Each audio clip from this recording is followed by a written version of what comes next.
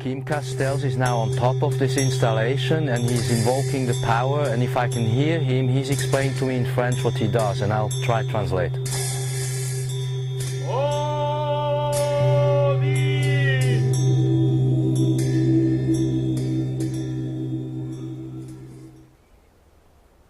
He's calling in the power of Odin, and he's asking a power rune for permission to open the circle of fire.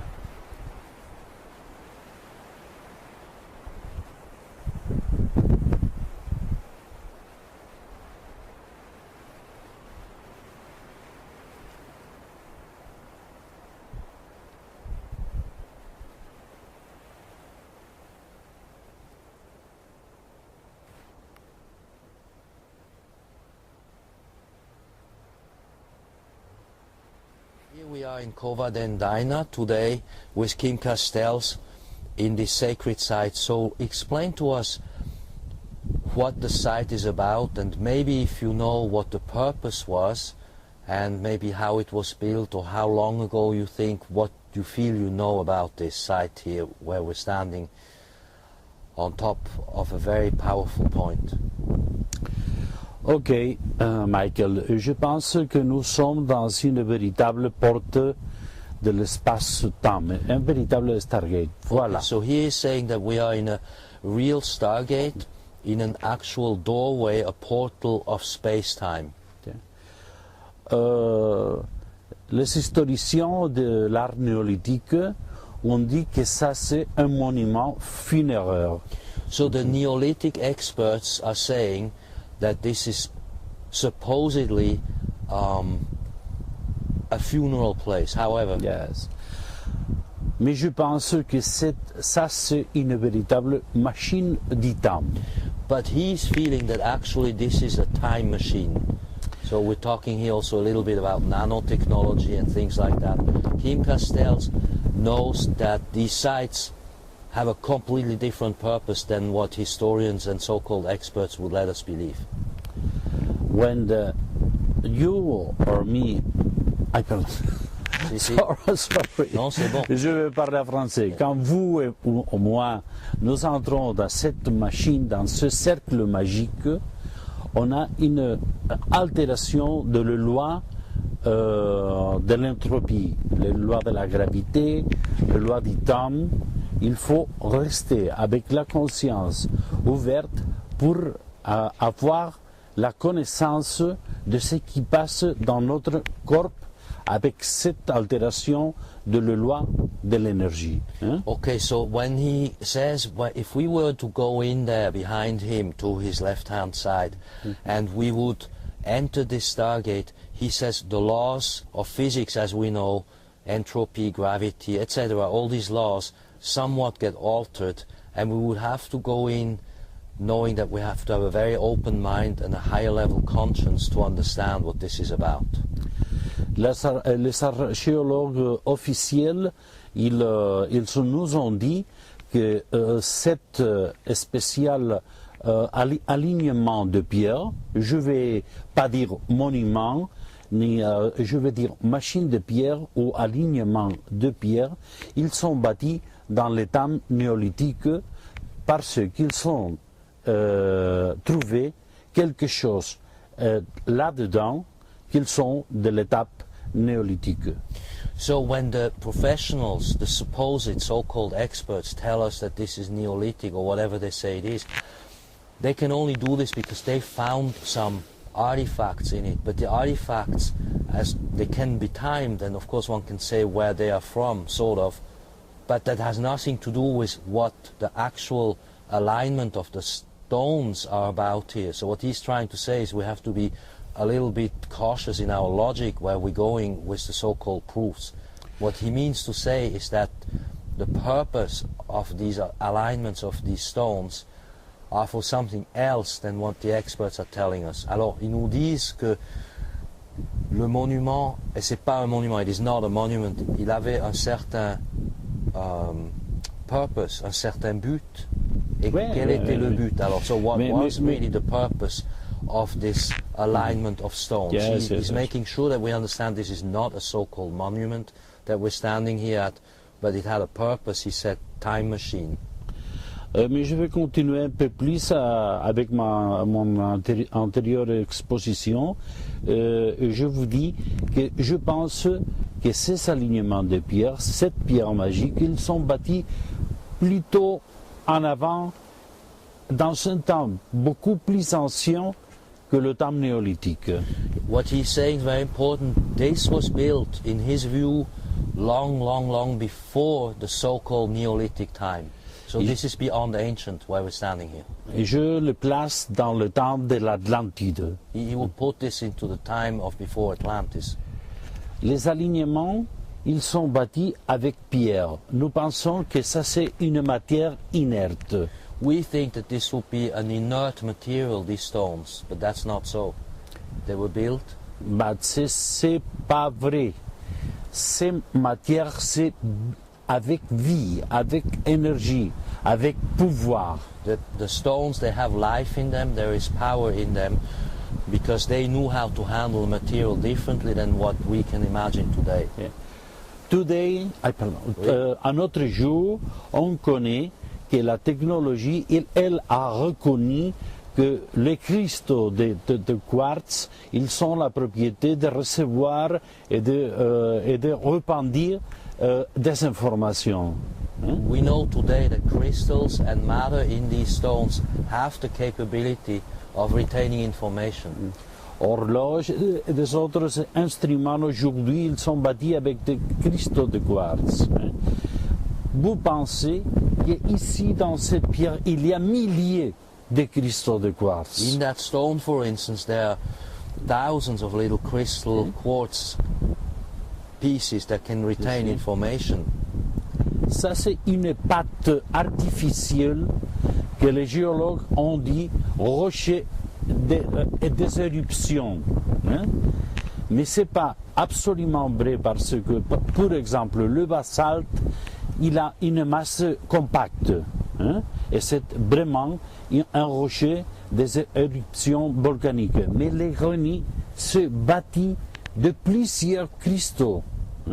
Il y a 3 types de cristaux qui sont différentes compositions de la silice. So in short, he's saying we have different types of compositions of these stones. Et puis la raison pour laquelle vous dites ça, ça veut dire quoi? Pour arriver à l'intelligence de la pierre. So that's à la pierre. To the actually internal intelligence of the stone. What he's saying is they are not of volcanic eruption material, etc., as geologists say. The geologists know some of the facts of what they can measure, but they cannot see beyond what they actually are looking at. That's the problem we're seeing here today. Nous parlons pourtant de nanotechnologie, des nanocristaux. Si. Chacun, il y a une propriété spéciale. Il y a le quartz, il y a le feldespat, je ne connais pas si exactement on dit en français comme ça, et il y a 2 petits lames de notre cristaux qui brillent au soleil, et ça c'est la mique. Chacun il a une propriété spéciale de recevoir certains types d'énergie ou de pouvoirs spécialisés. So the different kinds of stones here, there are different kinds, have different purposes and they can retain different kinds of information. Et puis alors, pour répondre à la question, quel était le but de cette installation? What was the purpose of this installation? Et dans quel sens les gens utilisaient ça pour faire quoi? Parce que avec sa machine, avec ses centenaires de milliers de cristaux, nous pouvons connecter avec notre conscience. Et la pierre répond. Et nous pouvons lui demander quelque chose. La première, passer à des autres dimensions. Okay, so we were able, if we were able to use this in a very ancient time properly by connecting our mind, the crystals in our mind with the crystals in the stone, to ask the stones questions and to possibly be able to travel interdimensionally, in between the dimensions. Oftentimes people think it is to go to another world, in other words by dying, but it's not at all the point. The point is that we can be right around him within the energy field of say 10 to 20 inches off in another dimension, but in other words alive in this, what I call an installation. Moi j'appelle ça une installation pour donner un autre terme. C'est vrai. It is an installation after all. Nous sommes dans un scanner, star scanner. Yeah, we're in a star scanner, he's saying. Yes, Okay. it's a good word. On peut Et demander... puis alors, il faisait quoi là-dedans, selon vous? Vous pensez que les experts, les gens faisaient quoi là-dedans? What were the people doing? C'est comme un scanner.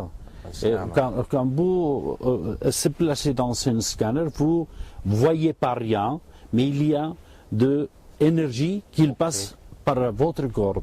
Ici passe exactement le même. Hein. On peut nous placer là-dedans et nous sommes dans un arc d'énergie qui nous rayonne.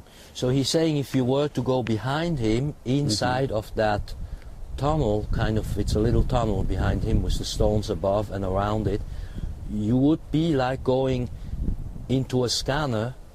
It's a very good analogy, by the way. And so you would receive the informations of the stones, you would be able to be in communication with it. Alors, et puis qu'est-ce qui se passait en haut de l'installation? Because I have to add one thing we forgot to mention in the beginning, that the installation here is not the only one, it's connected to other installations in Europe, and they together were forming a mirror of the stars, of the big lip de la grande ours, n'est-ce pas? Je vais faire un petit parenthèse. Yeah, you want to make a quick parenthesis? Pensez que dans ce moment, nous sommes dans un territoire qu'il y a beaucoup d'installations de pierres sacrées. Yes. Que la plupart, ils sont dans l'Europe. Most of these installations are in Europe, around the Pyrenees, dans les Pyrénées. La plupart. La plupart des peintures du Cro-Magnon sont ici. And most of the paintings of the Cro-Magnon are very, very close by to where we're sitting here today. Nous sommes dans les lieux qu'il a donné la naissance de la véritable culture. We're in the place which is the cradle of culture, in other words. Et de la technologie plus avancée. And of the most advanced technology. Nous sommes dans cette place. Of which this place is, ça c'est une technologie où on est. Oui. Inside, c'est comme un scanner. Yes, comme un scanner. Dans la partie d'en haut, on fait la mélange le rayonnement astral et du rayonnement de la Terre. Okay, from above they would bring in the astral technology, and from below the telluric Earth energy. This is what we had discussed in part 2 about the Grail, really. Yes. En somme, c'est un Graal en pierre. On pourrait dire ça? Ça, véritable. Yeah, what I said is that one could say this installation is like a Grail made of stone, optically. Yeah, ça, c'est le chrome, couronne, la couronne, le lieu du roi. This is the place of the king, and this is the crown. The place is called Kronlek. Crown. Ça, dedans, on peut trouver la réalité. Inside le réel. Place, you can find what is real and the reality.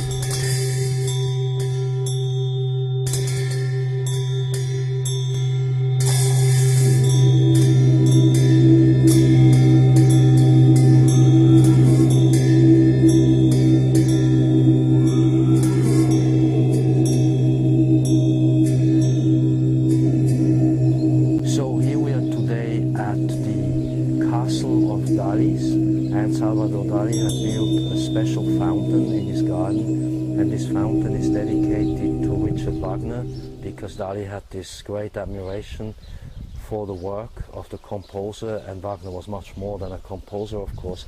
And today Kim Castells is showing my friends and me around here, and he's explaining to us a lot of things, and we're going to try in a few moments to sum up. So Kim, what was the relationship, the role between Wagner and Dali?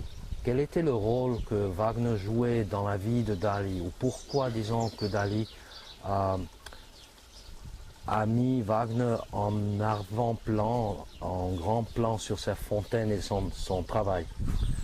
Je pense que l'histoire c'est un peu longue et nous devons aller dans le premier temps de la vie de Salvador Dali à Cadaqués.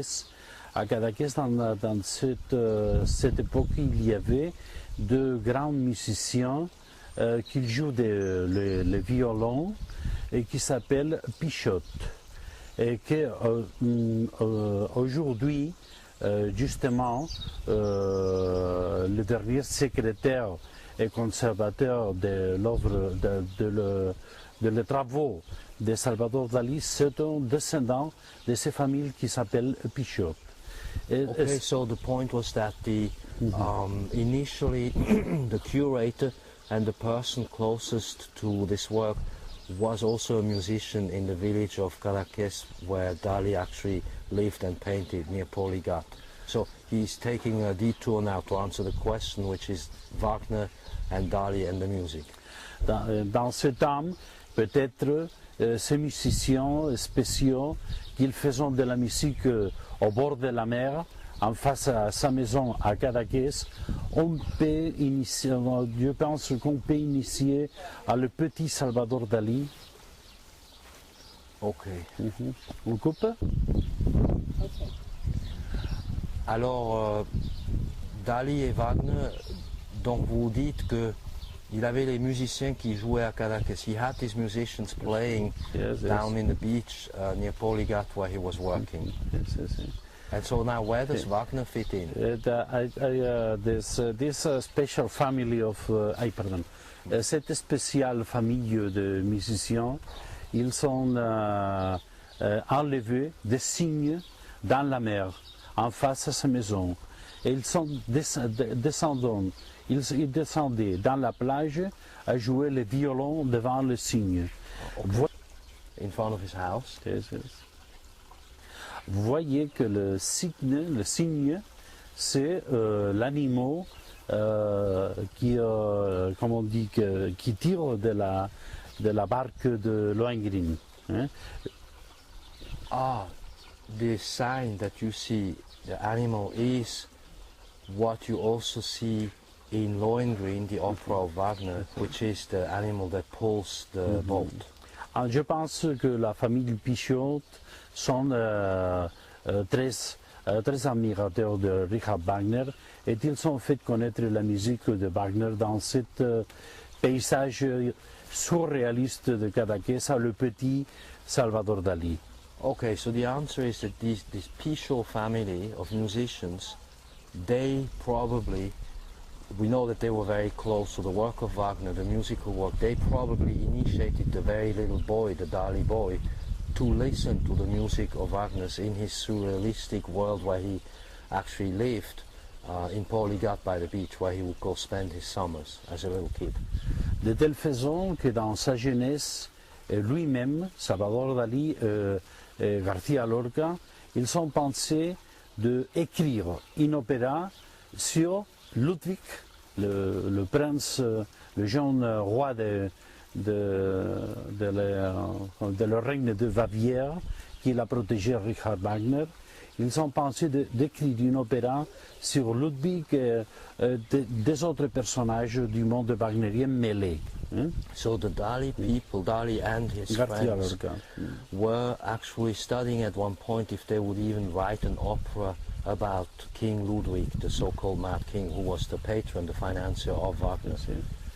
Quand Dali s'était déjà reconnu comme un grand artiste, il a fait un dessin d'une scénographie sur un valet, sur Tristan, le rose de Richard Wagner, et même ils prennent cette première idée, et c'est le roi Ludwig qu'il s'est transformé en Tannhäuser, en Tristan et en Parsifal, en tous les personnages de l'histoire secrète du Graal dans la musique de Richard Wagner. So here we go back into the Grail story, and the idea then was to have a sort of surrealist opera, if I understand this right, where they were going to have the King Ludwig transform himself gradually into each of the characters of Wagner's mythical opera, Tannhäuser, Parsifal, and so on, the names he said. Mais je crois que la véritable reliance entre Richard Wagner et Salvador Dali, c'est que Wagner il a conçu la musique, l'opéra comme une œuvre d'art totale. The most important reason now that's being said to us is that Dali recognized that Wagner was much more than a composer. Wagner was the complete total artist. He would put together architecture, painting, design, music of course, and the story, the libretto, the book, the research of the Grail. So Dali saw in Wagner the complete and total artist. That is what Dali admired most. Idée que Salvador Dali il a réussi à bâtir dans son musée à Figueras, qu'il appelait le théâtre-musée. And yes, you can go visit it, of course, a famous theatre museum. So his house in Figueres, where he worked and lived by the beach in Portligat, he used to call this, il appelait ça le théâtre, Figueras, le théâtre-musée. In Figueres, he used to call that place, he worked there too, the actual theatre museum. Et dans cet emplacement, dans cette place, il a rejoint architecture, performance, peinture, la musique et une certaine scénographie théâtrale. So in that place in Figueres, he also, Dali did combine everything from performance art to architecture, design, painting, music, all of it, all in one. Nous connaissons aujourd'hui que Dali est un profond connaisseur de la musique de Richard Wagner. In essence, one knows today that Dali was an absolute expert at the whole work of Wagner, music and the rest of it. Je pense qu'il y a en même temps une admiration profonde pour le Wagner magicien. There was also an admiration for Wagner the magician. Et dans quel sens? Il était magicien. In what sense was he a qui magician? révèle avec sa musique une conscience supérieure, une conscience génétique, une conscience spirituelle, la recherche du Graal. So he says, one sees in Wagner's work a higher level spiritual consciousness, a higher level genetic consciousness, also a higher level relatedness to cosmos, really. The man was simply way far advanced, and his search for the Grail stories proved that. And this is, in part, also what Dali was very interested in. And so today here we are at the fountain of the garden of Dali's castle, and what you can see is that Dali had put 14 2 times 7 busts of Wagner's face in his fountain, and the figure 7 relates to the tarot card of the Chariot, which also relates to the star Sirius. Yes. Qu'est-ce que nous voyons dans cette fontaine? So what do we see actually in that fountain? Yeah. Nous voyons une grande porte. You see a big door, really a Stargate. Là-dedans, une coupe. And inside you see the cup, the Grail. Peut-être le symbolisme du Graal. That could maybe, possibly be the symbolism of the Grail. Dans la partie supérieure, l'innocence. L'innocence, c'est le véritable moyen qui nous donne accès au Graal. So on top of it you see at the top the symbol of innocence, which is what is needed to access the Stargate, the Grail, to go into time travel mode. Le petit enfant avec un dauphin. And so what it is that you see as symbol is a little child on top of the head of a dolphin. Le dauphin, ça symbolise la connaissance qu'il était interdit, qu'il était dessous les eaux. And the symbolism of this dolphin is that actually the knowledge was forbidden, if I understand correct, because he was under the water. Le dauphin, c'est un véritable mammifère intelligent. The dolphin is a veritably, really highly intelligent, super intelligent mammal. But ça c'est sur un monstre marin. And the whole thing is built over a monster, a sea monster. Et voyez qu'on a changé de matériel. La partie supérieure c'est en pierre et la partie inférieure c'est en métal. So the upper part is made of stone, lower part made of metal. One has changed the material. Ça veut dire que la conscience supérieure, il était toujours dessous de la conscience lourde, la conscience inférieure. Hein? Okay, so the higher consciousness was always hidden. Peut-être on peut parler ici de magie blanche et magie noire. One can talk here about white magic and black magic in a way. Et puis alors ça symbolise ici la partie en bas de l'eau, ça symbolise quoi? Clair. Nous avons When we look here into the pool, we're looking into a sort of a mirror and you see the pebble stones and I'm asking, is it symbolizing something? Peu profonde lame d'eau. L'eau, c'est un élément conducteur de l'énergie. The water is a conducting, an energy conductor. Hein?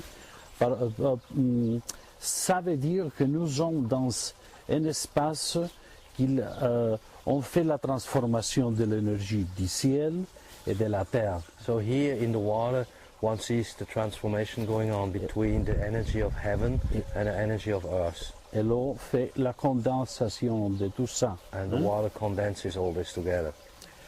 On a parlé des autres fois que quand il y a des choses égales, au milieu, il y a la création d'un nouveau camp énergétique. So we were saying at the end of part 2, if you recall, oh, there's the little black bird there that landed. That's right now. That's a good sign. We were saying at the end of part 2, if you recall, that's very important now to end this, that when you have two objects of the same kind, same height, same structure, to the left and to the right, you create inside of those two structures a special field of energy and a magnetic field in which you can change the consciousness and you can enter into a Stargate. De cariatides à chaque côté et 14 masques funéraires de Richard Wagner. So these are the 14 masks, the death masks of Wagner's, and the two statues. 7 at right and 7 at left. Hein? Nous retrouvons avec une masse à la droite et une masse à l'autre côté. So again we are here in a situation where we have two masses, left and right, identical masses, creating a magnetic field in the middle. Les faces de Richard Wagner sont en couleurs différentes. The faces of Wagner's bust are made of different colors. 7, c'est le numéro de choisir, le pouvoir de choisir. 7 is the number of choosing, or simply of the power of choice. Dans le tarot, c'est le chariot. Il y a le lion blanc et le lion noir. You know that in the tarot card, the chariot, number 7, you have the white and the black lion. And le guerrier avec le symbole de Sirius, and il commande. The warrior driving the chariot is in command of the vehicle and has as his symbol Sirius, the star Sirius. Ça veut dire nouvellement le deux polarités et que nous devons commander ce deux polarités. So the point is here that we are to command and master both polarities. Mais voyez que dans la fontaine, on peut penser que les sculptures de droite ou de gauche, on peut être d'un homme et d'une femme. Ils sont de deux femmes. Hein? Parce que la femme, c'est la propriétaire de la véritable polarité supérieure. He's saying that it is the feminine, the female, that commands the superior part of the polarity. We could have, of course, a male and female side, but we see here two females.